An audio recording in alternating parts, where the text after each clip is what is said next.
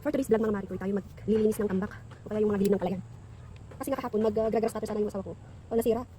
Kaya habang ginagawa yung grass cutter, habang nire-repair yung grass cutter, lilinisan na natin. Kasi nga namunga na yung palay natin mga Marikoy. Kaya kailangan natin linisan kasi maraming daga. Ito yung lilinisan natin mga Marikoy. Ayan, kitang-kita nyo naman madamo. Kaya kailangan natin linisan yung gilid niya. Malapit lang pala sa bahay dito. Ay ito. Kasi ito yung naunang naitanim mga Mars. Ayan, namunga na sila. Kaya linisan na natin yung mga gilid niya.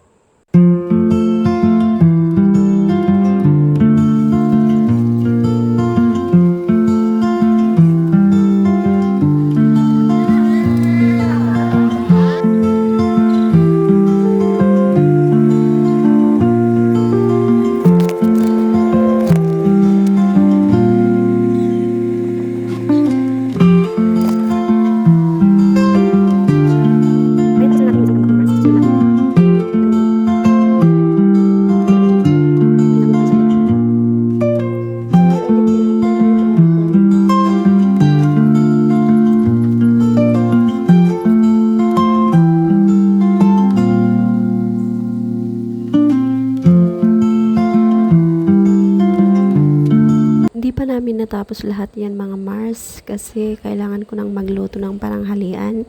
Yung asawa ko naman ay magpapakain siya ng mga baka. Yun lang naman. Thank you for watching.